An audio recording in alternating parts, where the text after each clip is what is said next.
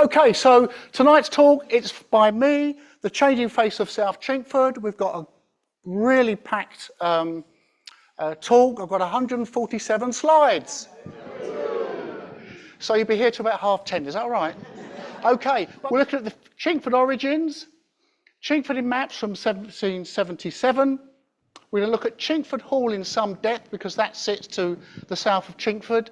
Chingford Mount itself. We're going to do a virtual walk with pictures, including buildings and shops. We're going to talk a lot about the shops, and we've actually got some interviews with some local residents. They're actually here this evening, no heckling, and we'll be showing those on film as well. And any questions or that you may have, please do hold them back to the end. I've got 147 slides. I'm hoping to get through this as quickly as possible, and here we go. Come on. Okay, the origins of Chingford. The most likely theory, although there are... Good evening, Tim. There are many theories, but the most likely theory is that Chingford derives from the form Changingford, recorded in 1204, which may mean the ford of the dwellers by the stumps. The ford over the Lee may have been at Cook's Ferry. The remains of pile dwellings covering a considerable area were also found near the mouth of the Ching between 1869 and 1901, when the reservoirs were being built. But I must say there are other theories as to where the name came from. And in the Anglo-Saxon period, apart from a few coins and some pottery, there's little evidence to connect Chingford to the Roman occupation, bearing in mind no roads came through Chingford. They mainly sat to the east and to the west. And although there's no archaeological evidence, it's probable that in the late Anglo-Saxon era, Chingford was occupied by a small scattered community of subsistence farmers. And do you know what? That carried on in Chingford for many hundreds of years. It was a very small subsistence farming going on in Chingford itself. Here's an early map. I'm going to show you various parts of this map if you can't see it. So we've got Low Street there, which is now Surston Road. We've got Chingford Green, as you can see, Chingford Hatch, and of course South Chingford. But there are only really three hamlets. You had Low Street, Chingford Green, and Chingford Hatch. And as you can see from the fourth arrow there, South Chingford was never really developed. It wasn't actually until the Prince Albert came along that things started to move down there, and of course the trams and trolley buses. In as late as 1268, there was still only a recorded population of 1,800 people in Chingford, which seems quite high. Hold on, where am I? Yeah. So, this is a map of Chingford that I'm going to be using this evening from 1863. And we can see South Chingford quite easily there. We've got the Prince Albert pub that I mentioned to you. We've also got Chingford Hall. Sorry, that's the Prince Albert. So my apologies. That's the Prince Albert, the second one. And then, of course, we've got Chingford Hall, which I'm going to come on and talk to you about. And then, of course, we've got the Lee River to the left. Let's start with Chingford Hall. This is the manor house from 1840. The earliest record of the manor here dates from between 998 and 1066, when it was acquired by the Dean and Chapter of St Paul's. The name of the manor house was originally Chingford St Paul. By the time of 1265, a lease described that there was a manor house on the site, and it was a fine hall roofed with oak. The lease also describes the manor in some detail, that to the western end there was a ground floor room with stone fireplace, a storeroom, another small room, and at the east there was a pantry and a buttery. Documentary evidence dated from 1265 also reveals that there was a hen house within the inner gate and to the south of the manor, along with a pigsty or piggery with servants' quarters too. Barns for wheat and oats were also kept, but they were apparently in much disrepair. In 1544, Henry VIII acquired Chingford Hall from St Paul in exchange for other lands. As you're probably aware, he probably snatched them. The estate then descended along with Chingford Earls until 1557, after which it changed ownership numerous times. I'm just going to pause over these because I don't have time for those. In 1838, the TIV map shows Reverend Thomas Schnell as owner of the Chingford Hall house and garden within the moated site and the farm homestead to the north. The hall at the time is located to the southwest of the moated area with outbuildings to the south and east and north. There's a wide rectangular moat, which you can see here, which encloses the hall garden and an additional arm extending east from the north of the moat. And this is, in fact, the second of the houses, and this was built in the 1830s, 1840s.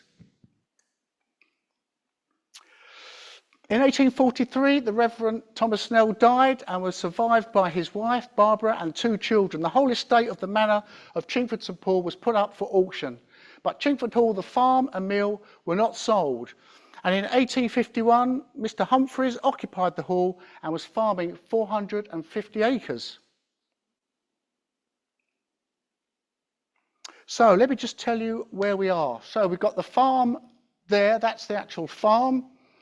We've got the hall and its moat that's encircled the farm there. We have the Chingford Mill, which I'll come on to, which is on the lee.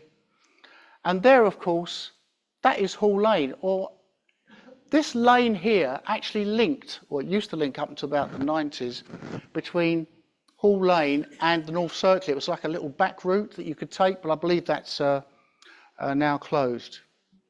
Is that right? So the mill was occupied by Mr. Swain, a journeyman miller. The farmhouse was occupied by agricultural workers. 2 widows and a servant were living in the boathouse. In 1874, Manor Farm, formerly Chingford Hall, with 201 acres, was still occupied by Mr. Humphreys. In 1875, Mr. Clark bought Chingford Hall and the farmhouse, which was then used as a bailiff's dwelling. Mr. Clark died in 1881, leaving his estate to his widow, Harriet, and 2 sons. The executors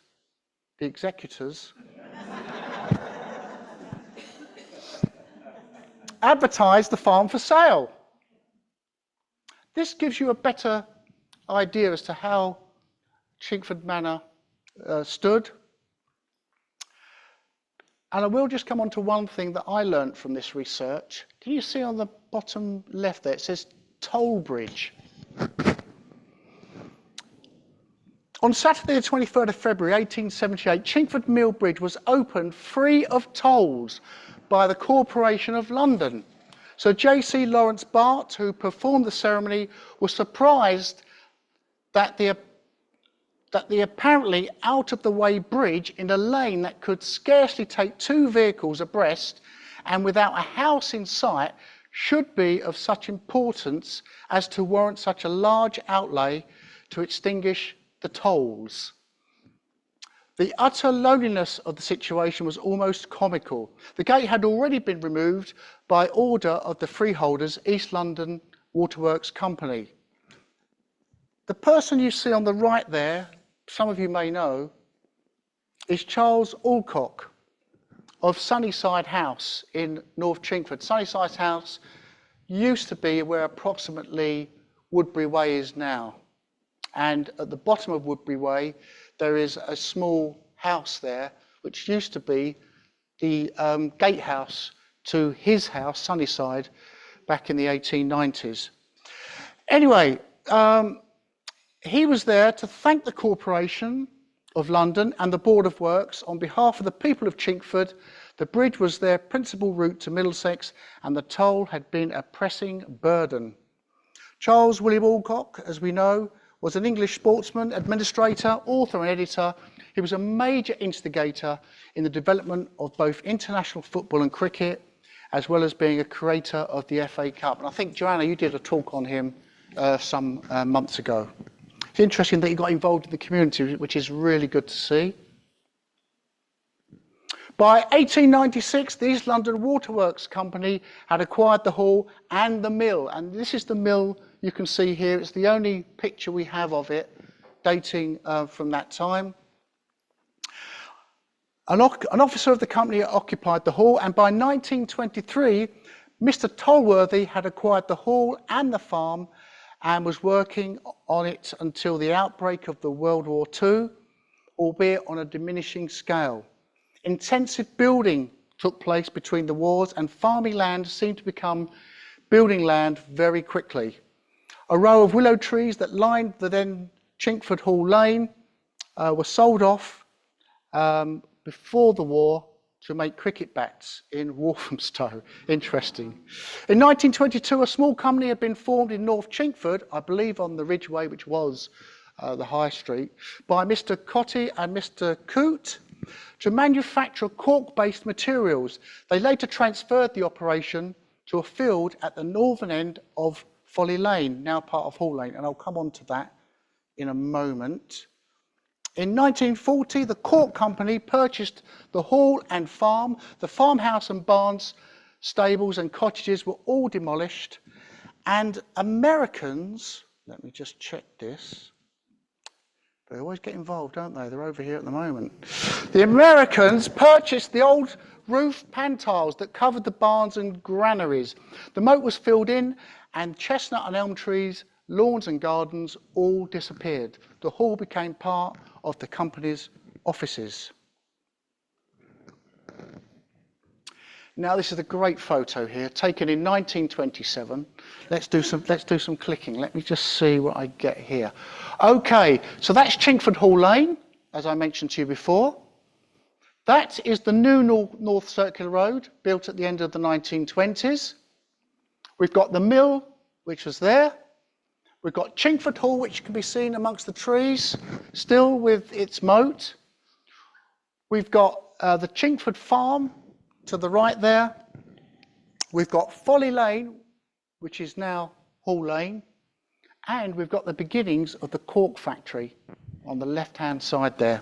The cork factory was well positioned for the North Circular, and when it was completed, and in the corner, it was, and because it was situated on that corner, it was later known as Langite Corner. Does anyone remember that? Langite Corner. And of course, Langite, the cork company, invented a process of refining and compressing cork known as Langite. Manufacturers of many items, including polo, croquet balls, cork tiles, gaskets, and the factory was there for many years. This is the first factory that I showed you on the map earlier. The first factory had no mains electricity, but it did have its own gas producing plant and a 200 horsepower gas engine which powered the machinery and drove a generator to provide electric lighting. And the buildings at the front you see there, they were there until at least the 1980s. Here's another shot of that corner in the 80s, much more built up now. That's the site of the old Chingford Hall, now gone. The original cork factory building that I mentioned to you a moment ago was there. And we're going to talk about the cork tree in a moment. In 1965, at the start of excavations for a new warehouse, archaeology was revealed around the hall and the moat. And they discovered that the moat was between 4 and 10 metres wide and was shown to have a causeway to an island. A half located within the moat indicated medieval occupation, and 2 Iron Age cremations were also identified, indicating the potential for earlier occupation. And I have read some notes that should any building work be carried out in that area, and that area now is housing, then the archaeological people, the archaeology, will need to be involved because they still believe there's some archaeology underneath the surface of those buildings. In 1983, the factory closed. The whole site was again cleared to make way for the present Cork Tree Retail Park. Let's talk about the cork tree. Does anyone know about this tree? Do you know where it is? Right. Now, I've been doing some research on it, and I've been told this tree is over 100 years old. Okay, bear that in mind, over 100 years old. And this is a sign that you can find just next to the tree. It talks about the tree history there, sustainable source, talks about cork trees in general, their habitat, and some other interesting facts there. But it's the plaque underneath that's of real interest. And I'm going to read it to you. The cork tree was planted by Len Harding, this is an abridged version, who joined the cork manufacturing company in the 1930s. In World War II, he was called up to serve in the army in the Far East, and after being captured in Singapore, he was captured by the Japanese and spent 3.5 years as a prisoner of war building the infamous Death Railway in Burma. On his return to England, he received a hero's welcome, so he did survive, from his former colleagues. He was promoted to quality control manager. He brought back a quartz sample from a Portuguese raw cork supplier, which he planted in the factory grounds and which has grown into the beautiful tree you are standing in front of today. Len was subsequently promoted to works manager and retired in 1977. He lived for a further 35 years and died at the age of 98 in 2012. Great age. Now, he planted that tree, I would surmise, somewhere in the 1950s, which puts that tree, let's say 55, puts that tree at 50, 60, 70 years old. So I'm questioning that. And I'll tell you why I'm questioning it, because I'm going to show you this next photograph, which was taken in 1927. What's that? Now, I've been studying the shape.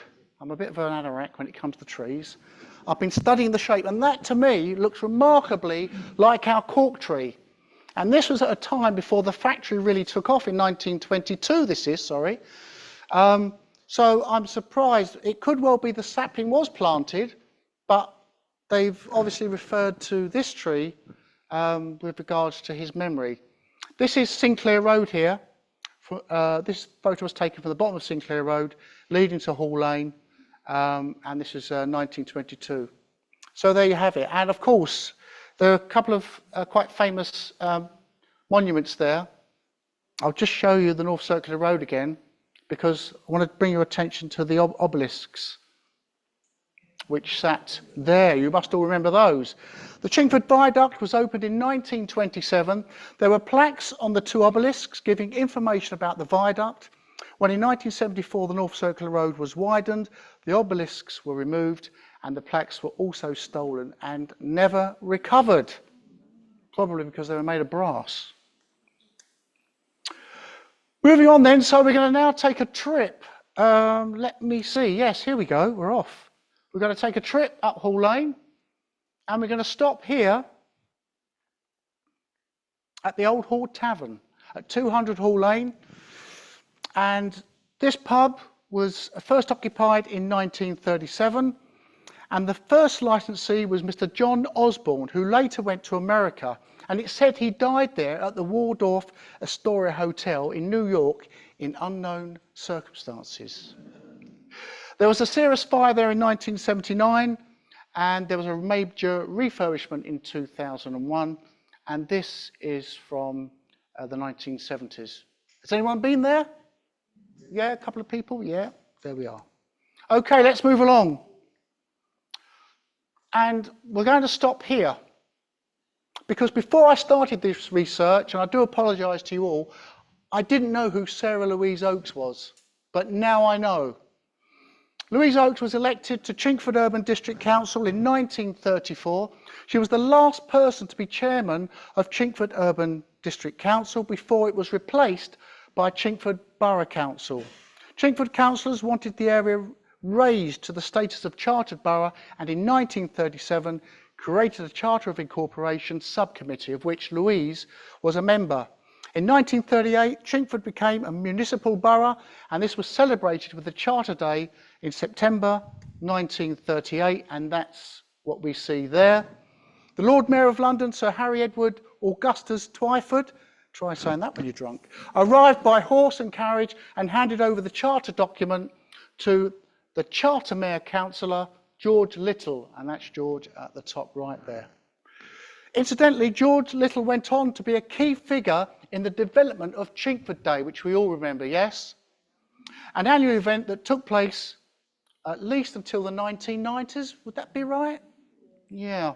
The new borough motto was, all things for the glory of God. And what's interesting about these two photographs, obviously at the bottom right there, you can see Albert Crescent, and another shot of it on the left. And this was just before the outbreak of the Second World War. Coming back to Louisa, in 1940, Louisa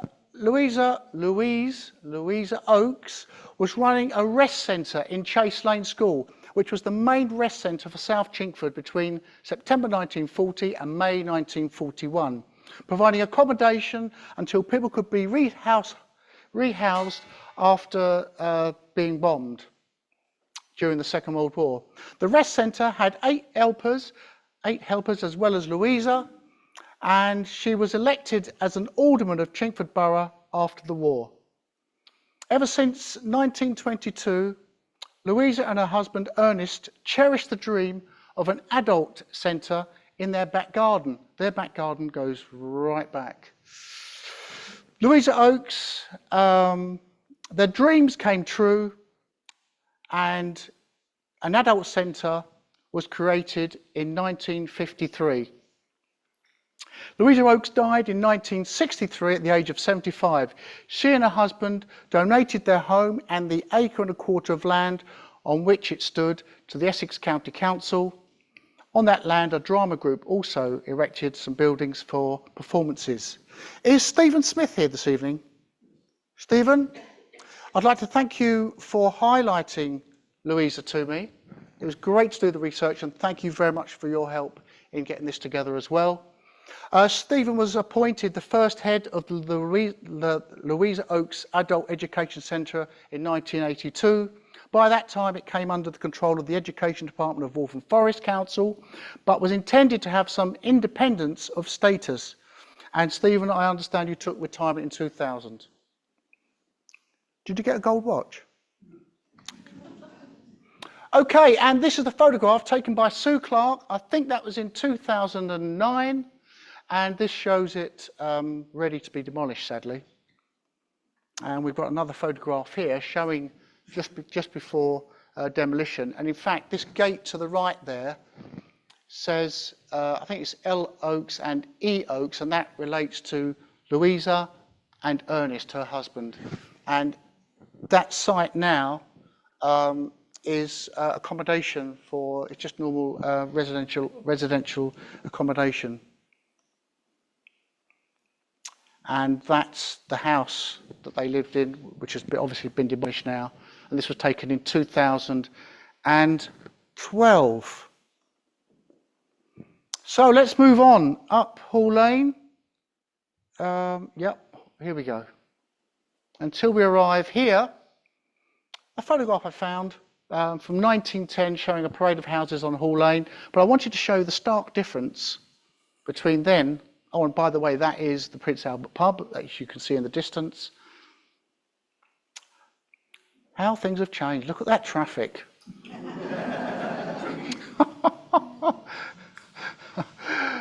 Then and now, look at that. Okay, let's move along a little further, and we arrive at the library. Essex Library Service was inaugurated in 1926, but despite pressure from the Chingford Urban District Council, it was not until 1930 that Essex Education Services agreed to provide a county library service for Chingford.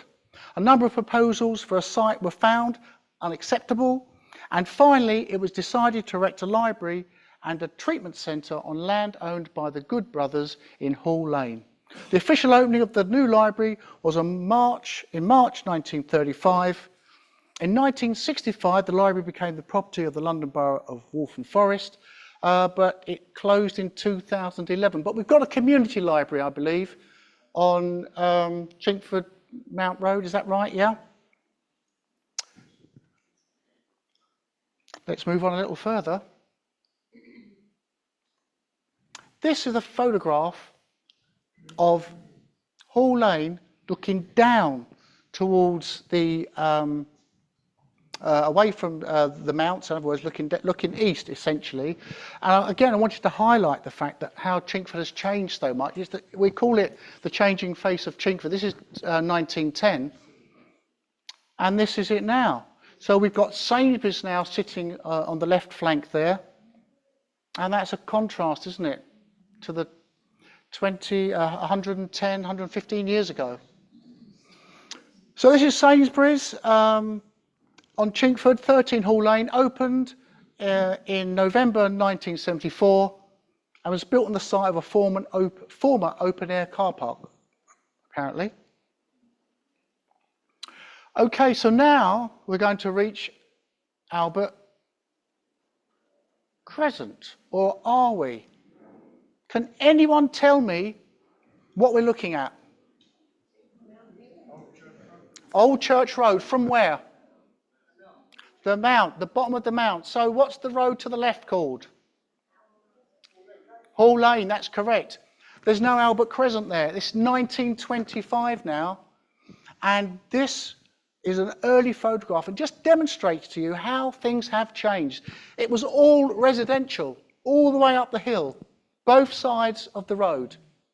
And that wasn't for very long, because there was very little there at the turn of the 20th century. But within a few years, buildings were going up and they were residential. Another great photograph. Where are we now? We're actually on Cherrydown Avenue. Behind you, you see an old shop, Grant and Trun. Thank you. And you just can't recognise it, because there's no Albert Crescent. There are no shops. All you've got is this rogue bus here, with being posed with two posers outside. And of course, this particular bus was a bus that would go to Stratford, and of course, the big department store there, Boardman's. But I just wanted to show this to demonstrate to you how different it looks as early as 1933. And this is the waste ground. We're looking at it from another direction now. You've got Hall Lane going off to the right, waste ground still there, and they would often have fairs on the waste ground during the summer. But within a few short years, it was to change. And by 1935-36, the ground was developed, a subterranean public convenience was installed, and landscape gardens. And this is really the start of South Chingford becoming a shopping centre. And of course, there we have the subterranean conveniences, still with the old dwellings across the road, and to the right there you can see the Prince Albert. This is one of the early bus stops on Albert Crescent, and of course behind you, you can still see the development of the shops on the actual crescent, scaffolding going up there, and this is around 1934-35. And of course, this is the Albert Crescent complete now. This is taken from the 1940s, and the police box there, as you can see on the left-hand side. This is a reverse view. This is interesting because now Albert Crescent is just completing. There's a shop unit on the far left just waiting to be occupied, but across the road you can see that they developed that area now. You've got a Woolies, and the parade there is starting to become a shopping area.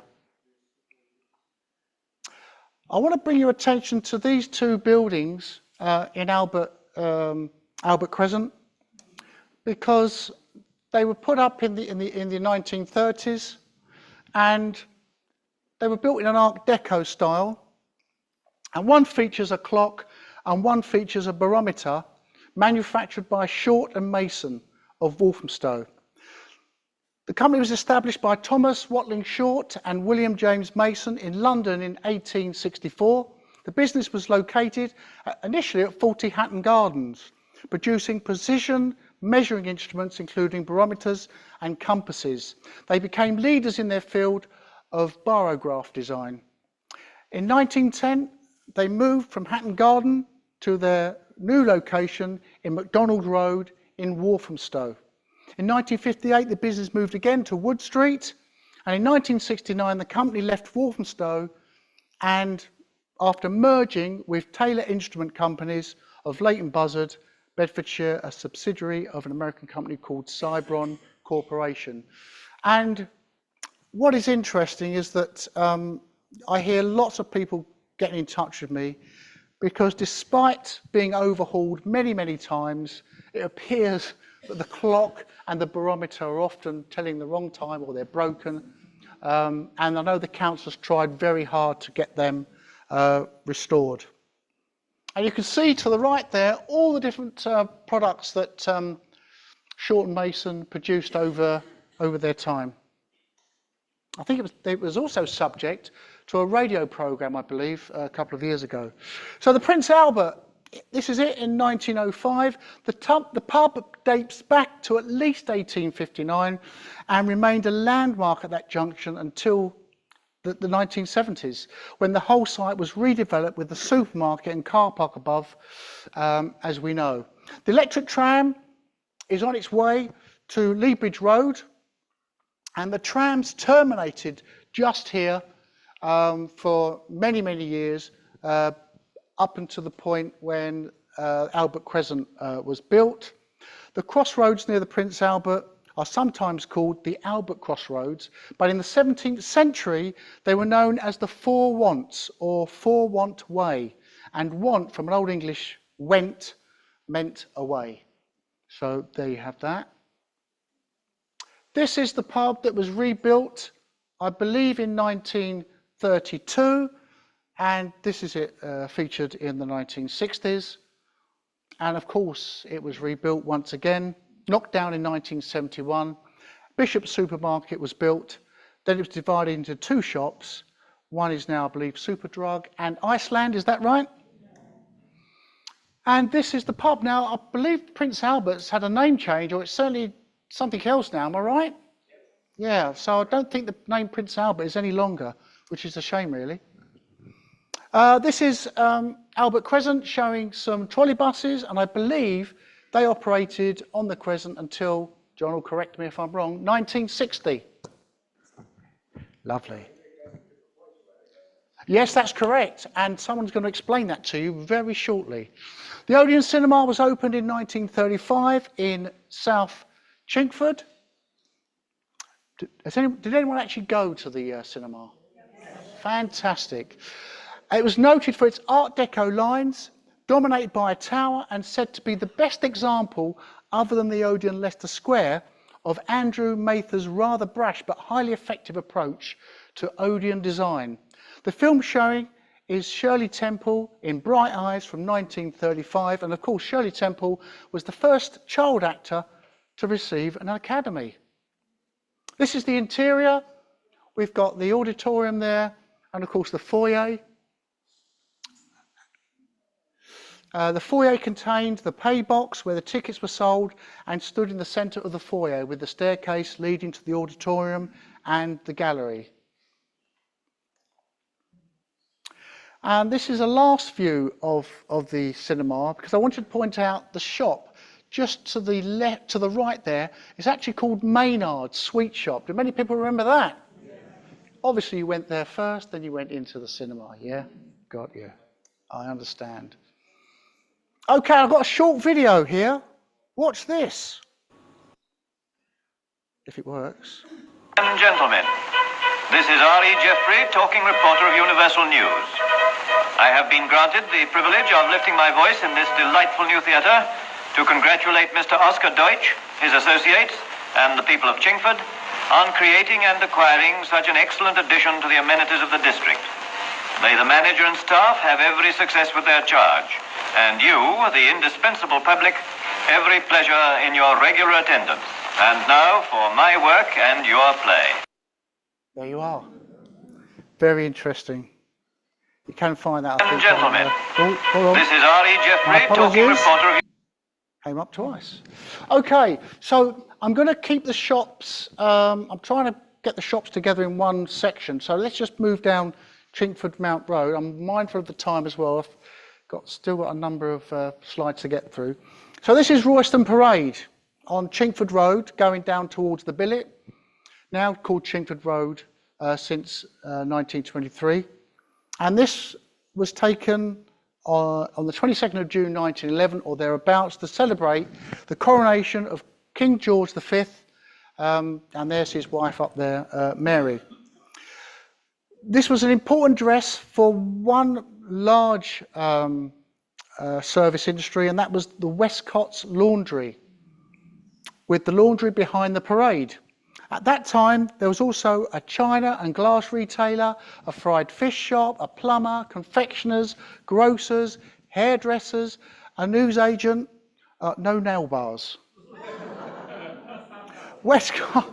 Westcott's Laundry was founded in 1950 by Walter Westcott as a small domestic service in London, using a donkey and a cart to collect laundry from the streets of Chingford, and they used to take it home to their bath for washing.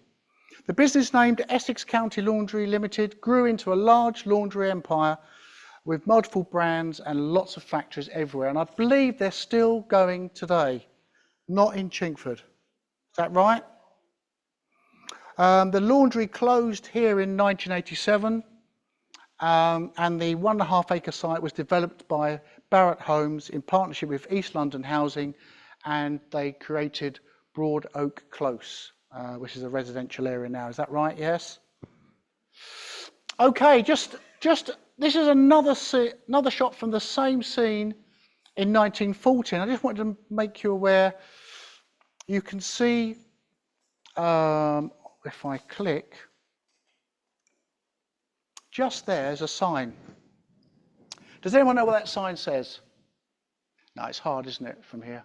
It's the Royston Arms. The Royston Arms started in a corner shop on the corner here of Royston Avenue before it eventually moved across the road to where it was installed. The Royston Arms, the pub, built in 1938, very popular for patrons of the nearby Walthamstow Greyhound Stadium, earning its nickname as the Dog Pub. The pub closed in 2014 after being sold to developers and was subsequently demolished in 2017 to make way for a block of flats known as Harry's Court. And this is a photo from 2015, just before its demolition. And this is the Salvation Army Church near Chingford Mount in 1989, and now it's Parkview House Care Home, the changing face of Chingford. Here we've got John Beach Home.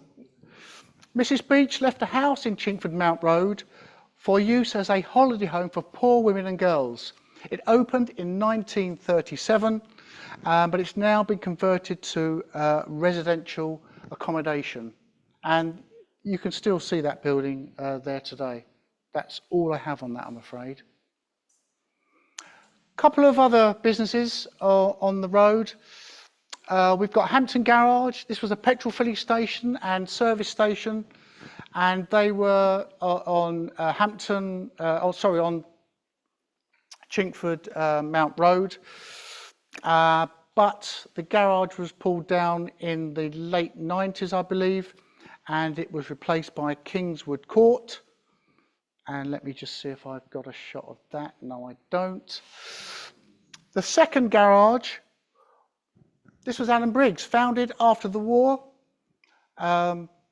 He was serving as a dispatch rider to the Royal Army Ordnance Corps during World War II. Alan Briggs began his business career by buying into a welding company next door to the current showroom in 1947. He established his showroom in 1960 and converting a former haberdashery shop on Chingford Mount Road. In 1965, he expanded and purchased the garage next door. Stock car racing career. In the 1950s, Briggs was a successful stock car racer, competing in the first ever stock car race in Haringey and winning over 100 trophies between 1954 and 1958. He was also instrumental in bringing stock car racing to Walthamstow Stadium and won the first stock car final at Brands Hatch. And this is Alan Briggs here.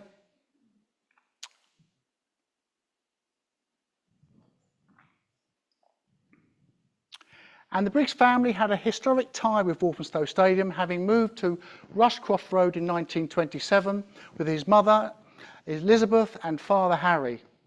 Alan Briggs, you can see on the left here, on the podium winning his first place with Greyhound Creamery Cross in 1984.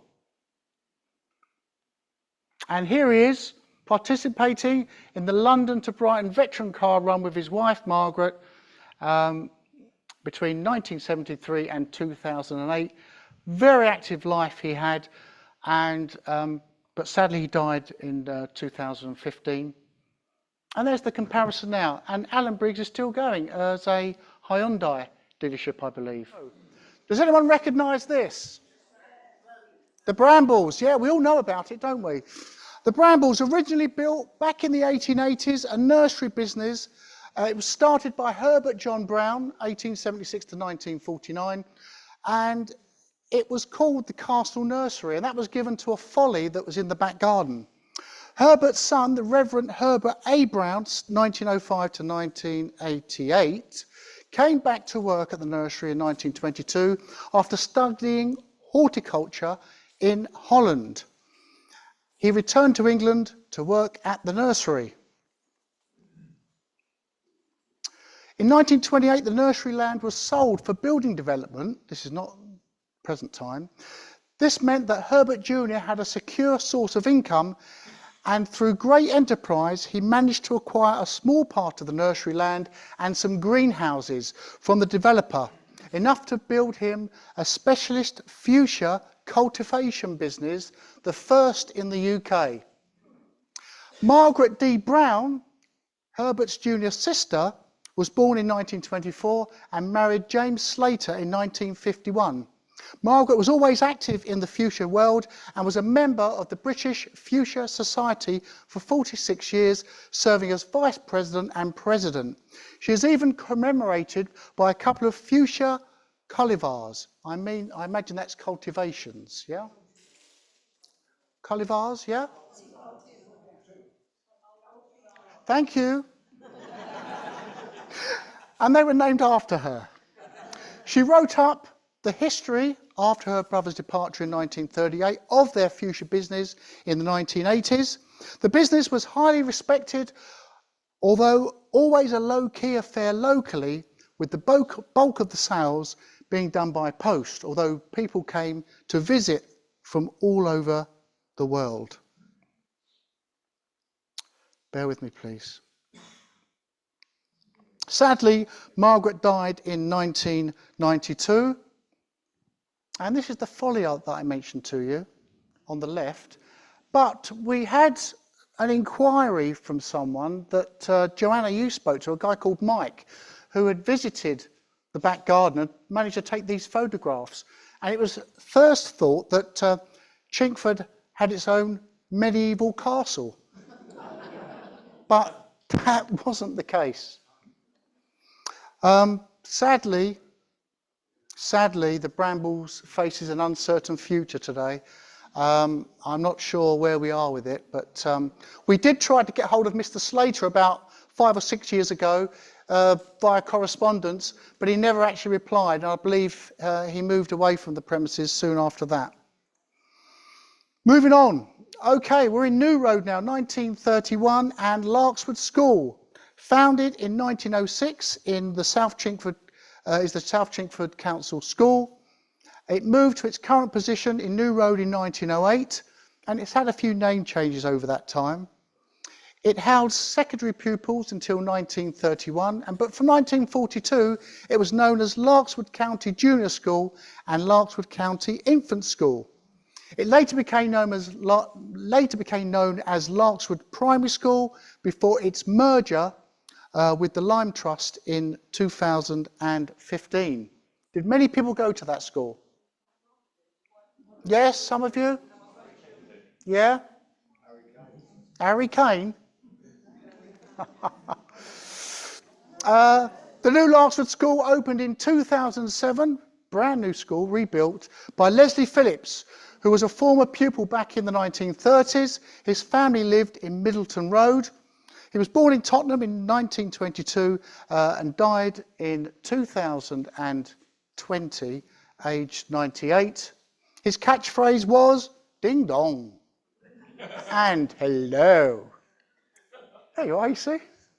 Okay, we're coming back to the shops now. Chingford Mount Road, looking towards the lights there. Let's see if anyone can remember some of these shops. Luco, Frank Joyce. Oh, we've got Coles, and who was opposite Coles? Jackson and Allen. Still on Chingford Mount Road. Did anyone go to get an ice cream at Ross's? Yes, we did. This is a bit of a memory jerker, isn't it? Going back in time now, Freeman Hardy Willis took over the premises on the right corner there for many, many years. In the middle distance, you can see Trant and Grundy, and the second incarnation of the Prince Albert. William Trant and Horace Grundy opened a hardware and grocery store before World War II on the corner of Chingford Mount Road and New Road. Many people remember it as an old-fashioned store where you could buy broken biscuits and chicken feed. Many people had chickens back then. Okay, sit back, relax. Let's have some comments from some local residents.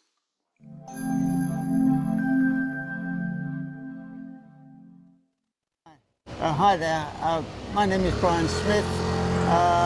We're standing at the moment in Chingford Mount, just by the crossroads. You can hear with the traffic.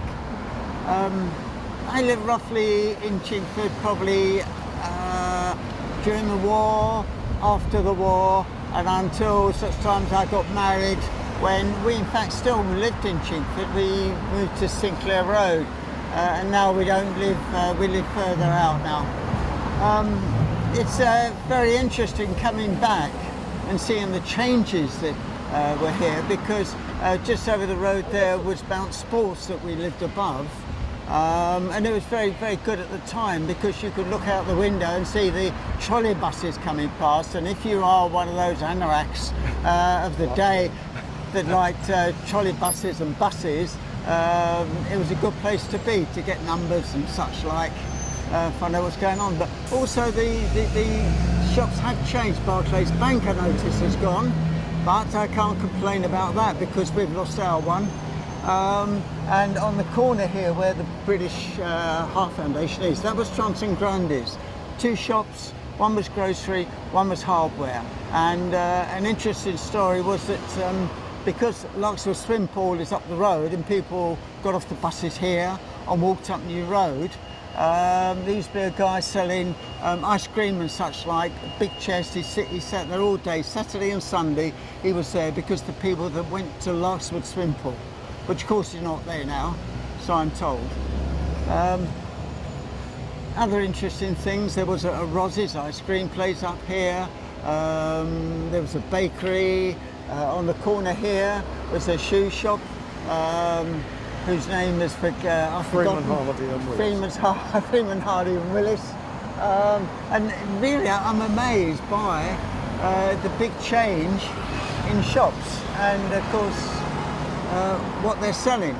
And just around the corner, we pass a couple of restaurants, which are very, very nice, smart restaurants.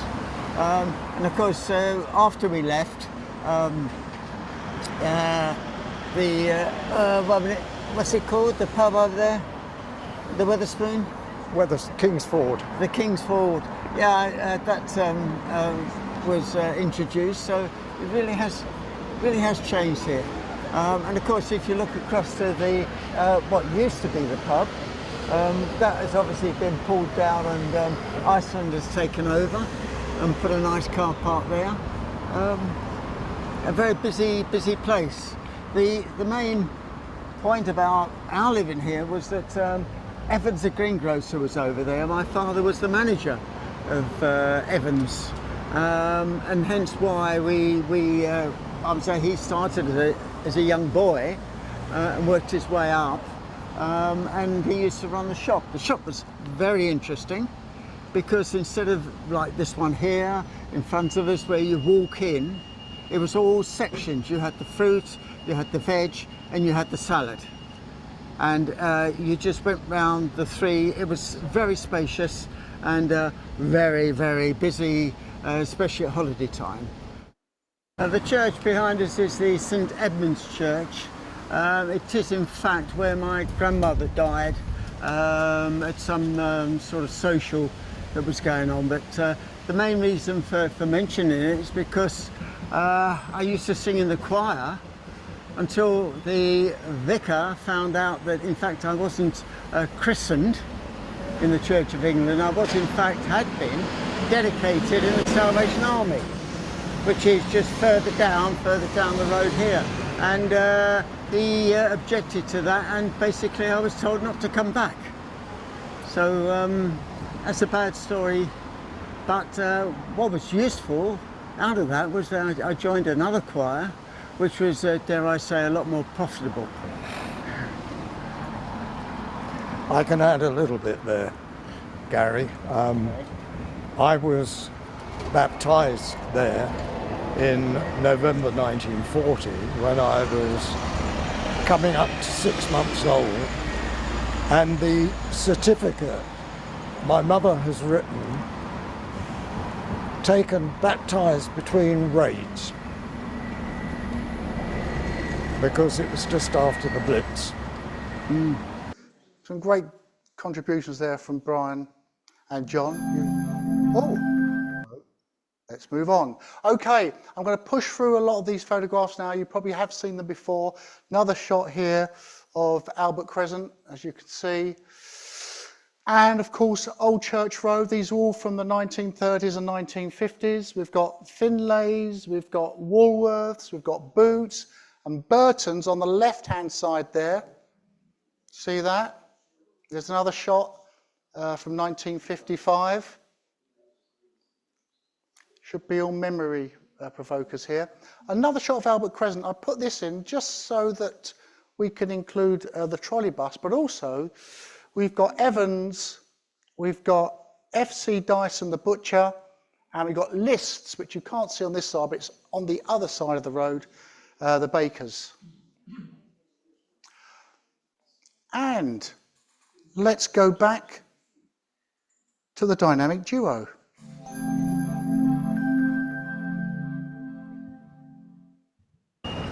Gary, we're standing on Albert Crescent at the moment, which became the trolleybus terminus after the trams were replaced. But the tramways came to Chingford Mount in 1906 through the Walthamstow Urban District Council, and they didn't know what to call this area, and they saw the hill up Old Church Road and they thought, oh, where's a mount?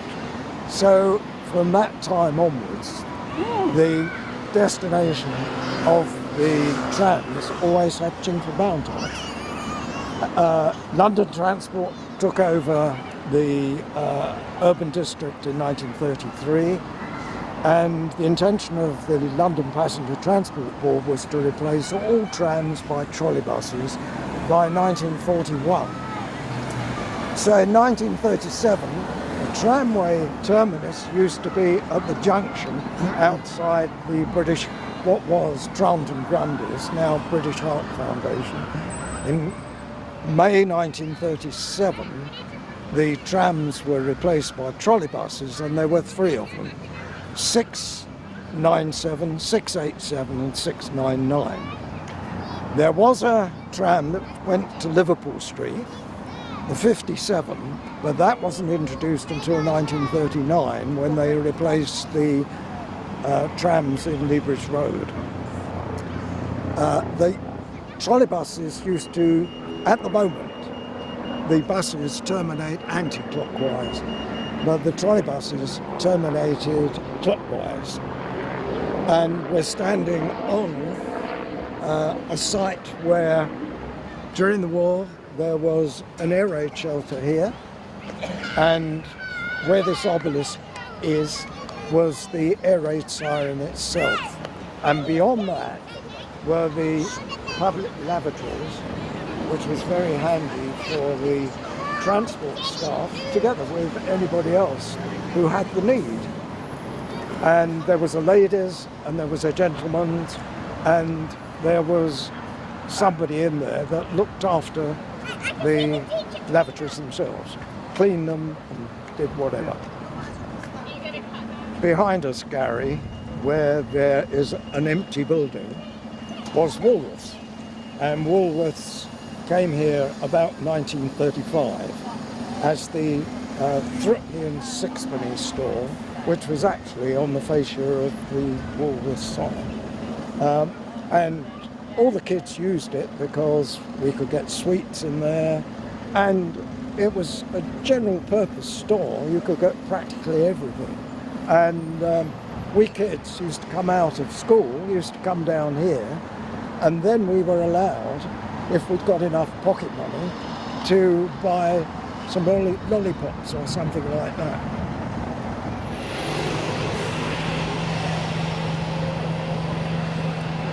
Right, now this is where, on this side, Sainsbury's used to be. But if you try comparing it with a modern day Sainsbury's, you'd be absolutely lost for words, because it was one of those where you had a counter, it was in two parts. You had probably meats in one and cans in the other, keeping them separate. But you had in the meat section almost one person assistant to serve you. And they served you this and that, and they took you through all that you wanted. It's totally different to what a Sainsbury's would be today. And that was a time when you got service, not just a grunt sometimes on that. When it stopped, when it went, I don't know, do you know, John? It was when they opened the superstore. Yes. And they closed that. Yeah. Because there simply wasn't service, as Brian has mentioned.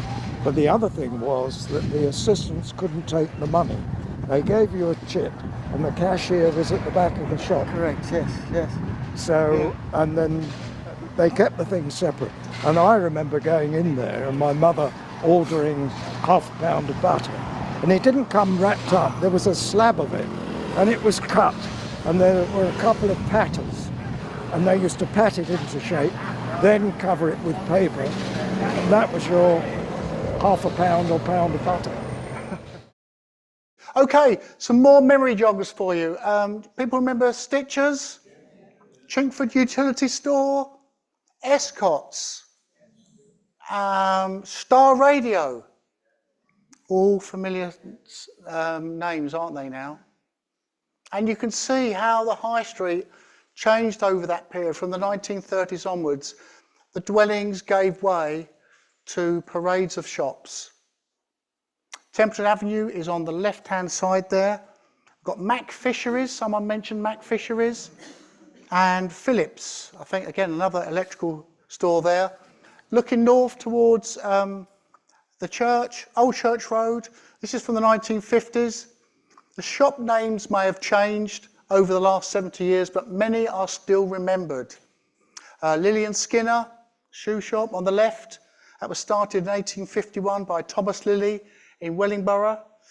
In 1974, they operated the largest shoe shop in the world in Oxford Street, London. Sadly, the brand disappeared in the high streets in the late 1990s. John Collier, The Window to Watch. Founded in Leeds, West Yorkshire in 1907 by Henry Price, the chain expanded to over 400 shops across the country, most of which traded under the 50-shilling Taylor brand. And of course, they are no more. Another couple of names you might know, Barnes Butcher and the Chocolate Box, someone mentioned to me. Not sure where that might be. Turntable, where you'd buy your 78s. Well, not quite 78s. Lists, the bakery. A lot of people remember Lists. Operated from around 1945. Lists, but sadly they were gone by 2011. And this is my third and final film on people's memories of South Chingford and the shops.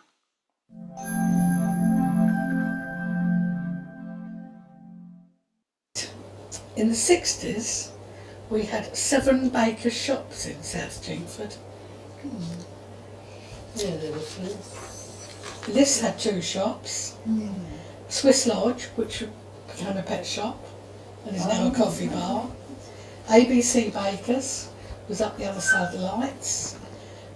There was a Colton's where, just along on this side, next to the post office, Colton's. We had 2 lovely greengrocers, one just round here and that one you spoke about. Dewhurst Butchers, along by Walworth. Laytonia, on the corner of Normanship Drive, you hired your television. If you could afford, you couldn't afford to buy a television. You would go pay weekly to hire your television from Laytonia. There were we had the milk bar. That was another shop, and also had a pet shop down there as well. Oh yeah, I remember that. And Barnes, I think it was Butchers. called Barnes. Butchers. The Butchers near yeah. Moors. I think Ugelows had a shop down there, didn't They they? did, Yeah, yes. Ugelows. And Stitchers was a little kind Stitches, of supermarket. that's it, yes. I think my mum mainly went in Sainsbury's because she had all the ration books, and I think that's what kept you to the shop. As far as the shops were concerned, yeah, Sainsbury's was very different. There was also a smaller grocery store, Edwards, at the bottom of Royston Avenue. And once again, everything, the butter was made in little pats, and you just had something about 2 inches wide for the whole family for the week. So all those shops have gone. Holdstocks, at that time, they had the shop on the corner of Royston Avenue, and the bread was delivered by horse and cart. The horses were kept in a mews along by where the Granada Cinema is in Walthamstow now. But then they went over to vans, and I used to sort of pick up the loaf of bread on my way home from school, and half of it had been eaten by the time I got to the top of the road, I think. And Now you mentioned the Prince Albert. I live in Brook Crescent, and the Albert is on the end, more or less, there. That wasn't very nice when the people came out. They were not very hygienic, I'm afraid. But as for to be honest with you, I was a stay-at-home mum because I had a baby after I moved here a year, and that's why I'm asking Vera, how old's Andrew? Because Andrew's a year younger than Andrew, and they were an item at one time. they were an item at one time, so we nearly became in-laws. Well, it's been a fun afternoon. We've all told little stories. Some we haven't heard before, some we have, and I think that was rather nice. Our general feeling is we think that the area should be more friendly. But I think from it, we've all learned that actually we're no different. We're exactly as we were when we moved to Everything else has Chingford. changed. It's the things around us that have changed, and perhaps being older people, we find that very difficult to accept. But yes, I think it's been a good afternoon. I hope people find what we've been doing interesting and the things we've spoken about.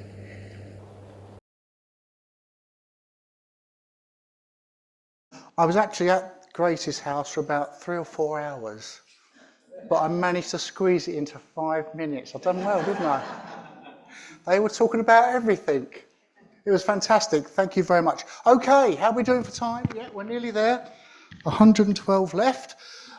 Okay, so Old Church Road, Chingford. This is 1925, and this just symbolises how things have changed. A rare view from the front gardens of the houses that once occupied the road. To the right is Mount Avenue, and the tram can just be seen on Church. The tram, no, that's not right. There's no tram on Churchill. That must be a bus of some sort. Yeah.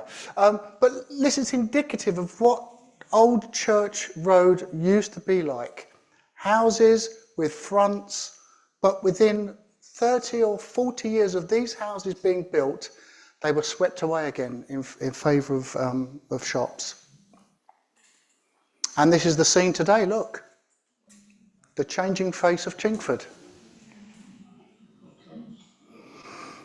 Okay, we've got a new mural in South Chingford, and the only reason why I mention this mural is because it's got David Beckham on it, isn't it? Yeah, David Beckham. No, it's because it does include Louisa Oakes. She's on there. So if you ever get a chance to go down to South Chingford to have a look, please do so. And that's the shot of it there to the flank side of the laundrette there. I believe it was completed in 2024, late 23, 24. A design session was held in July 23, and the designers, artists are called Good Wives and Warriors, and they produced what you see there today after consultation. So we're almost at the end of our journey. We're moving up Old Church Road, and this is the shot I had earlier. This is from 1910. How different is that? You can see the church is in disrepair. The nave has collapsed, and this dates from 1910. But before we get up to the church, let's just take a look at Cherry Down Farm. This was the farm that was situated on the left, just before you reach what is now Priory Avenue. Cherry Down Farm had a history of dating back to at least 1594, with 126 acres of land. It was one of the last farms in the area to be demolished, making way for urban development in the 1930s. It was purchased by a building company, and builders such as the Good Brothers and the Reeder Brothers developed that area and built places like Priory Avenue in 1935, Priory Close, Brynwood Road, Lansdowne Road, Leedale Avenue, Rectory Close, and St Catherine's Road. They were all built as a result of the sale of the farm. Moving a little further now, we're now up to the cemetery. I'll briefly run through this. Chingford Mount Cemetery was opened in 1884 and covers an area of 41 acres. The gates are at the western main entrance and survive from the 19th century, although people do tell me that the pillars over time have been replaced, maybe to make the driveway that much wider. In 1977, the cemetery was acquired by the Waltham Forest Council.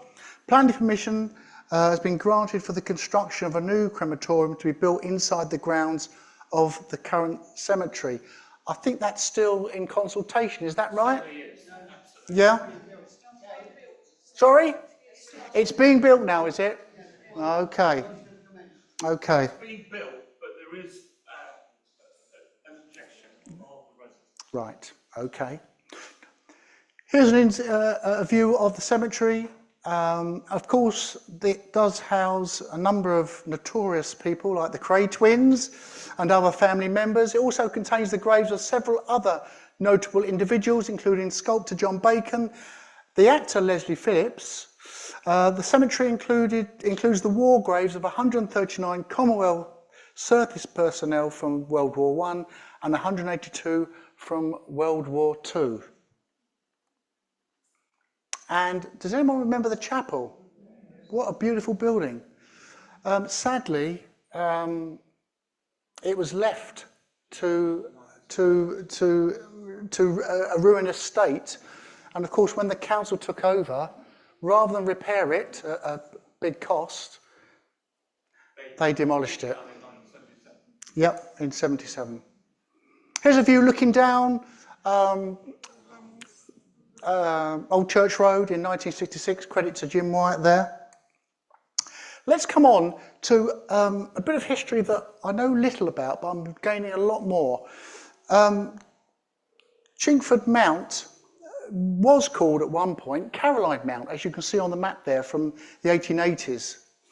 The house was demolished in 1883 after the Abney Park Cemetery Company purchased the land.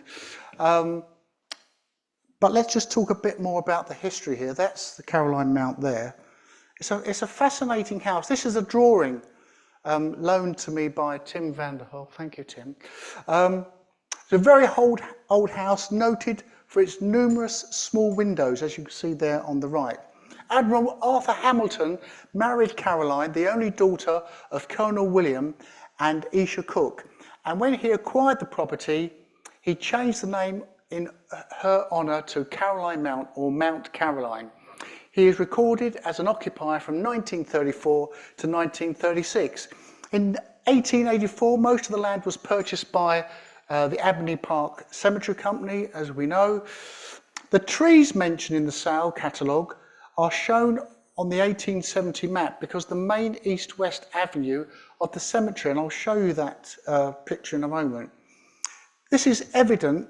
It's evident that the site dates back to at least the 16th century, thanks to David Brooke and Marion for their help on this. David Boot and Marion for their help on this piece of history. And this is a photo, or actually a drawing, from David Young's files, one of our former president that we found, showing Old Church Road, the hill. The church will be to the left, and to the right you can see what looks like Caroline Mount. But I just want to take you back a moment, while we've got a little bit of time, to show you that tree line to the right. And my question was, is that tree line still there in the cemetery? And Tim, you're going to find out for me. Yeah? Okay. Let's move on. We're nearly there. How are we doing for time? 10 minutes? Okay. The old church. Most of us would see the history of the old church playing out over the last 100 years or so, but it does date back a lot further than that. In fact, it dates back to the 1100s. And we've got a map here showing, this is the Jarrod Hill map from 1738. It's a very difficult map to understand. I'm not sure if I've actually got any pointers on this. Let me just check. No, I don't. So essentially, the church is here. Okay. This is, let me just check. That's Chingford Green. Okay. That's the church there. This is the River Lee. So that gives you an idea as to what we're looking at there. Earliest reference to the church dates back to 1181, when a survey of churches was carried out for the Dean and Chapter of St Paul. It records a church on the site, but not being in the manor of the said canons of St Paul's, but in another manor in the parish called the Lordship of Manor of Chingford. In 1220, the old church is again mentioned in conjunction with an ecclesiastical plea for action brought by the Abbot of Waltham, and had controlling rights over Chingford against the Dean and Chapter of St Paul's. There's documentary evidence that a priest named Hugh served at the church in 1138. So we've got quite a lot of information dating to those times. Let's just take you on. By the 1880s, the church is shown as disused. So between the 1100s and the 1880s, in that time, there was a new church built on the green in North Chingford, St Peter's and St Paul's. That was built in 1844 by the Reverend Boothby Heathcote. And you'll notice, though, that the church does have a path. Can you see that footpath leading off to the bottom left? That path led all the way to Chingford Manor. Bearing in mind that both the manors, or the three manors of Chingford, all congregated at church on Sundays to meet their fellow not landlords, tenants, as it were, and there was a path that led all the way from that church back to Chingford Manor. So it's thought the earliest stone church was a very simple affair, but there's no real evidence of any Saxon buildings on the site. There may be some excavations carried out in the future, but there's none that could be seen. This is a shot of the church taken in about 1880s, and it's showing the 14th century tower there of a plain square structure constructed with Kentish ragstone. What's interesting about this tower is it has no stairway.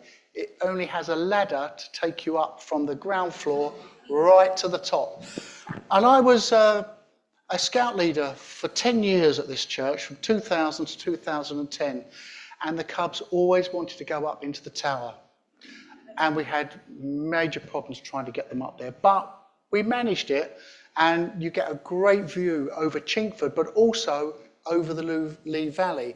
And I think that's probably why this church was built here back in the 1100s, so that it could be a dominant feature on the landscape. The Tudor brick south porch was built in the 16th century. Brick was used extensively throughout Essex for the construction of towers and porches during this period. The porch retains the more simple gable formation as opposed to the embattled parapet that was more in keeping with the 16th century. Incidentally, this is a James Brimble photo that he took from the late 1940s. This is a foliated cross which they believe may have come from the first church on this site. There's no documentary evidence supporting that, but that can be seen in the church today.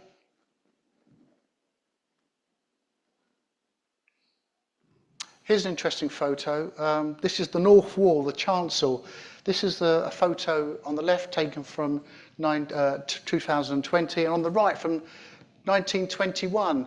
This was prior to the restoration of the church, and you can see a lot of wood panelling there on the right. That was all stripped back during its restoration, and they uncovered quite a number of additional monuments at that time. This is always interesting. This is the church warden's accounts of any monies that are paid out by the church warden over that period. And they've got one here. They paid a man for helping the corpse out of the water for 2 shillings and 6pence. Gave James Bentley for a bad knee 5 shillings. And you can read down through some of this, and it's very, very interesting. Paid for the cure of John Jones' boy's head, £1 and 1 shilling. There you go. And here's some of the rectors that have been in charge of the church over that period of time. And this is a famous painting that we know of, painted by Arthur Hughes. One of the most popular pictures was of the church in the 19th century, entitled Home from Sea, also known as the Sailor Boy, or a mother's grave. Painted in 1856-57, it suggested that the figure of the girl posed by the artist is his wife and was added a few years later, clearly showing the ivy-clad old church in the background.